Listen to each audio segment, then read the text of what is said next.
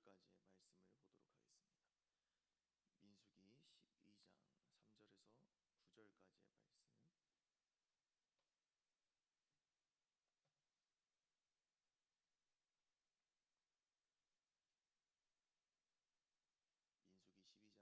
함께 합독하도록 하겠습니다.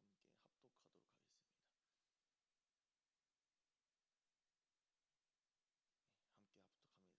시작. 이 사람 모세는 온유함이 지면의 모든 사람보다 더하더라. 여호와께서 갑자기 모세와 아론과 미리암에게 이르시되 너희 세 사람은 회막으로 나아오라 하시니 그 세 사람이 나아가매 여호와께서 구름 기둥 가운데로부터 강림하사 장막문에 서시고 아론과 미리암을 부르시는지라. 그 두 사람이 나아가매 이르시되 내 말을 들으라. 너희 중에 선지자가 있으면 나 여호와가 환상으로 나를 그에게 알리기도 하고 꿈으로 그와 말하기도 하거니와 내 종 모세와는 그렇지 아니하니 그는 내 온 집에 충성함이라. 그와는 내가 대면하여 명백히 말하고 은밀한 말로 하지 아니하며 그는 또 여호와의 형상을 보거늘 너희가 어찌하여 내 종 모세 비방하기를 두려워하지 아니하느냐. 여호와께서 그들을 향하여 진노하시고 떠나시매. 아멘. 할렐루야. 민수기 12장의 말씀을 중심으로 하나님이 보증하시는 믿음의 사람이 되라, 하나님이 보증하시는 믿음의 사람이 되라 라는 제목으로 하나님 말씀을 전하도록 하겠습니다. 사람은 외모를 보는 존재입니다. 그렇기에 첫인상은 인간관계에서 상당히 중요한 요소라고 할 수 있겠습니다. 모세와 베드로를 떠올리면 좋은 이미지도 떠오르겠습니다마는 저에게는 혈기왕성한 인물이라는 이미지가 먼저 떠오르곤 합니다. 이 이집트 왕자의 시절에 히브리인을 핍박하는 애굽의 감독관에 밀쳐서 살인을 저질렀을 만큼 이 모세는 대단한 혈기를 가진 사람입니다. 그런데 이 성경은 모세를 완전히 다른 인물로 바라보죠. 오늘 본문 3절에서 모세를 어떻게 평가합니까? 모든 사람의 온유함보다 더 큰 온유함을 가지고 있다라고 말하고 있습니다. 이보다 더 큰 칭찬이 어디 있겠습니까? 이러한 주님의 칭찬을 받는 모세의 믿음이 어땠는지 바라보고자 합니다. 이 민수기 12장은 모세가 이방인 구스 사람을 자신의 아내로 삼는 것으로 시작합니다. 이 구스라는 지역은 오늘날의 나일강 상부 지역인 에티오피아 또는 수단에 있습니다. 대부분의 성경학자들은 이 모세가 아마도 이 아프리카 여인을 자신의 아내로 맞았다라고 말하고 있는데요. 이러한 모습을 보고 미리암과 아론이 거룩함을 유지해야 할 지도자가 거룩함을 깨트려 버렸다라고 비판하고 있습니다. 2절 말씀으로 추측을 하자면 아마 모세가 자신은 이렇게 표현했을 것입니다. 만일 이방인을 받아들여서 하나님께서 기뻐하지 아니하시면 더 이상 나에게 말씀하지 않으실 겁니다 라고 말입니다. 그럼 모세에게 미리암과 아론이 반박합니다. 너가 들은 하나님의 목소리 나도 들었다 라고 말입니다. 그렇습니다. 모세에게 아론은 그의 필수적인 존재이자 조력자였습니다. 말을 잘 하지 못한다고 한 모세에게 하나님께서 직접 아론을 붙여주셨기 때문입니다. 이 모세에게 필수적인 그들이 모세에게 날쌔게 비판하자 하나님께서 그때 직접 개입하십니다. 셋 다 회막으로 나오라 라고 하나님께서 그들에게 말씀하시며 부르셨는데요, 그들에게 주님께서 모세를 확실하게 변호하십니다. 오늘 본문 7절 한번 보도록 하겠습니다. 7절 말씀 함께 합독하도록 하겠습니다. 시작. 내 종 모세와는 그렇지 아니하니 그는 내 온 집에 충성함이라. 아멘. 오늘 본문을 통해서 하나님이 보증하시고 책임지시는 믿음의 모습은 충성입니다. 모세는 하나의 지파를 담당한 인물이 아니라 이스라엘 12개의 총 지파를 가나안 땅으로 이끌어야 하는 지도자였습니다. 그런 그의 인생에 취미가 있었을까요? 아마 하나님을 대면하고 직접 음성을 듣는 모세에게 일탈 행동이란 절대로 없었을 것입니다. 그런 그가 이방인을 취한다고 해서 그에게 이방의 문화나 신앙이 주입되지 못한다는 것을 이미 하나님께서는 아셨습니다. 그렇기에 오히려 모세를 변호하시는 하나님의 은혜가 주어진 것이지요. 다음으로 7절을 통해서 알 수 있는 내용은 무엇이냐면 이 모세가 하는 모든 수고와 헌신을 하나님께서는 기억하신다는 겁니다. 목회자의 아들로 자라온 저에게 가장 친숙한 존재, 가장 친숙한 사람이 누구입니까? 라고 물어본다면 저는 과감 없이 권사님이라고 말할 것 같습니다. 도대체 무엇이 좋다고 교회에서 하루 종일 요리도 하시고 청소도 하시고 성경 공부도 하시고 기도도 하시는지 이 어린 시절에는 도무지 이해가 안 갔습니다. 시간이 흘러서 이러한 의문은 풀리는 것이 아니라 더더욱 커져간 것이 어디를 가도 교회마다 그런 권사님들이 한 분씩은 계시다는 것입니다. 이 새벽 기도부터 시작해서 저녁까지 집보다 교회를 더 생각하시는 분들의 삶이 때로는 이해가 안 가기도 했습니다. 그런데 막상 제가 사역자가 되고 보니까 정말 조금은 알 수 있는 것 같습니다. 이 모세가 12개의 지파를 담당하면서 사람이 듣지 못할 소리까지 들어도 묵묵히 지도자의 길을 걸어간 것은 그 자리에 은혜가 있기 때문입니다. 대표적인 예시를 저는 맛집으로 표현하고 싶습니다. 제가 가장 좋아하는 식당 하나가 있는데 그 맛집은 어디 있냐? 전북 김제에 있습니다. 이 김제에 육회비빔밥을 굉장히 잘하는 집이 있는데 그 식당에서만 느껴지는 맛이 있습니다. 다른 식당에 가서 육회비빔밥을 주문해서 먹는다고 해서 그 맛집의 맛이 동일하게 느껴지지가 않는다는 것이죠. 이와 같이 섬김의 자리와 헌신의 자리에서 부어지는 하나님의 은혜가 있다는 것입니다. 이 은혜를 모세는 날마다 경험하고 누렸다는 것이지요. 이러한 모습은 단순하게 섬김의 자리에서 은혜를 받았다라는 것을 넘어서서 다른 것과 견줄 수 없을 정도로 날마다 은혜를 사모했을 것입니다. 그렇기에 모세가 자신을 비방하는 그들에게 어떻게 말하고 있습니까? 민수기 12장 13절 한번 보도록 하겠습니다. 민수기 12장 13절 말씀 함께 합독합니다. 시작. 모세가 여호와께 부르짖어 이르되 하나님이여 원하건대 그를 고쳐 주옵소서. 아멘.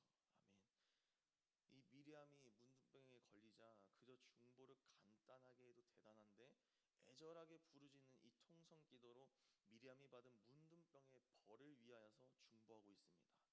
이 내용만 바라봐도 모세가 얼마나 하나님 앞에서 온유하게 살았는지 잘 알 수 있습니다. 오늘 말씀을 통해서 저와 여러분들은 어떤 믿음을 가져야 합니까? 주여, 우리가 아는 믿음의 지식을 삶으로 풀어내는 실력을 더하여 주시옵소서라고 기도해야 될 줄로 믿습니다. 하나님께서 기뻐하시는 사람은 자신의 자아를 철저히 죽이고 오직 예수로 살아가는 것을 모두가 잘합니다. 그런데 그 진리의 지식대로 살아가고 순종한 사람은 거의 없습니다.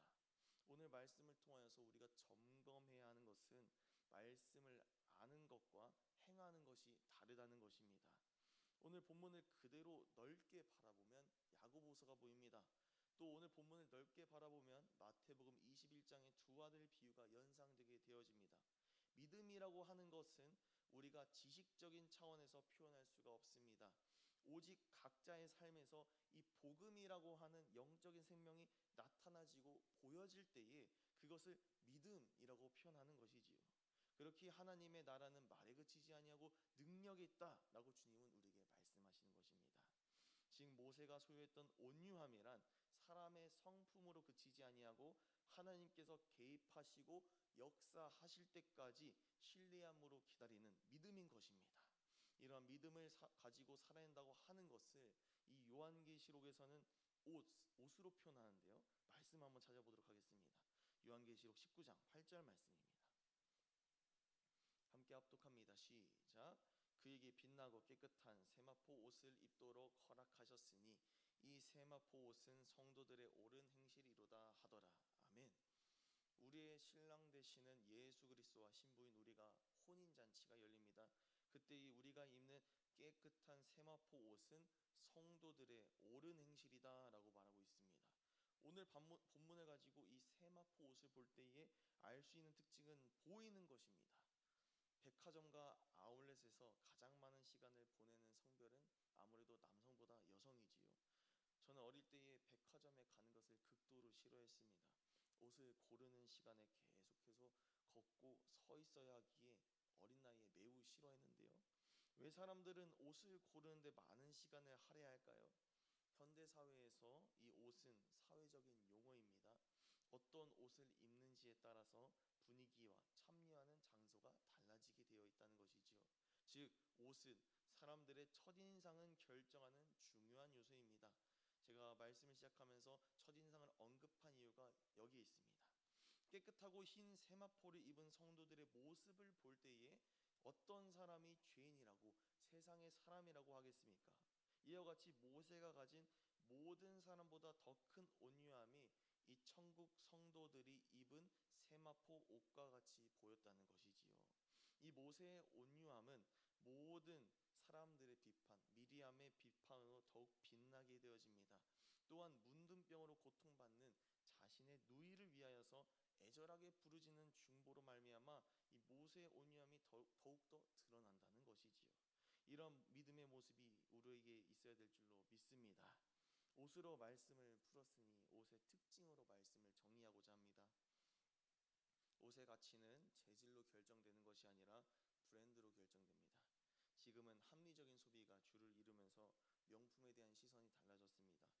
그럼에도 불구하고 이 명품 옷의 가격은 올라가면 올라갔지 절대로 내려오지 않는다는 사실입니다. 똑같은 재질로 제작하고 기능이 같아도 이 로고 하나만 제대로 들어가면 수백만 원의 가치가 벌어지게 되어 있죠. 오늘 본문에 등장하는 모세의 온유함이 확실하게 드러나기 위해서는 하나의 과정이 필요했습니다. 바로 하나님께서 보증하시는 로고를 붙이시는 것입니다.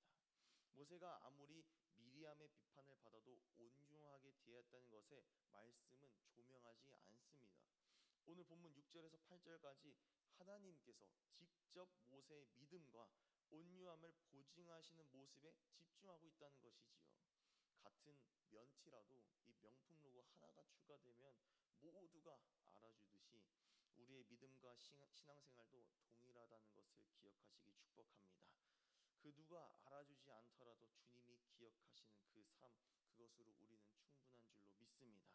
그때 누가 질문할 수 있습니다. 그래서 우리에게 얻어지는 이득은 무엇입니까? 라고 말입니다. 하나님께서 보증하시는 믿음은 남들에게 자랑으로 끝나지 아니하고 잃어버린 영혼을 되찾는 기적이 일어나게 됩니다. 오늘 민수기 12장 15절과 16절 말씀 한번 보도록 하겠습니다. 함께 합독합니다. 시작. 이에 미리암이 진영 밖에 이리 동안 갇혀 있었고 백성은 그를 다시 들어오게 하기까지 행진하지 아니하다가 그 후에 백성이 하세롯을 떠나 바란 광야에 진을 치니라. 아멘. 미리암은 문둥병에 걸려서 이스라엘의 규례에 따라 격리를 당했습니다. 본문을 보니까 그가 나을 때까지 이스라엘 백성은 행진하지 않았다라고 말합니다. 그리고 일주일 후에 바란 광야로 행진하여 진을 쳤다라고 말한 내용을 보니까 이 미리암은 문둥병에서 고침을 받았다는 것을 알 수가 있습니다. 즉 모세의 간절한 기도와 중보로 그는 질병에서 고침을 받았고 이스라엘 진으로 다시 들어올 수 있는 은혜를 경험했다는 것입니다. 즉 하나님께로 다시 돌아왔다는 것입니다. 말씀을 정리하겠습니다. 하나님께서 보증하시는 믿음은 자신에게만 유익한 것이 아니라 주의 연약하고 죽어가는 영혼을 살려낼 줄로 믿습니다. 오늘 말씀을 기억하셔서 주님, 복음의 능력이 나의 지식에서 그치는 것이 아니라 삶의 능력으로 나타나게 하여 주옵소서라고 기도하기를 축복합니다. 하나님은 우리의 기도를 들으십니다. 그 기도의 응답의 은혜를 경험하며 주의 죽어가는 영혼을 주님이 보증하시는 믿음으로 말미암아 살려내는 저와 여러분들의 삶이 되시기를 축복합니다. 이 시간 함께 통동기도문 함께 선포하고 기도하도록 하겠습니다. 함께 기도합니다. 시작. 우리의 믿음을 보시는 주님, 나의 삶에서 믿음으로 삶을 풀어내는 실력을 갖기 원합니다. 남에게 보여지는 것으로 만족하는 믿음이 아니라 하나님이 보증하시고 인정하시는 믿음을 가진 그리스도인이 되게 하옵소서. 한 영혼을 주님의 마음으로 품고 중보할 때에 나의 작은 믿음을 통해 영혼을 살리는 역사가 일어나기 원합니다. 삶의 자리에서 오직 예수님만을 바라보며 믿음으로 승부하며 살아내는 주님의 기쁨이 되게 하옵소서. 예수님의 이름으로 기도합니다.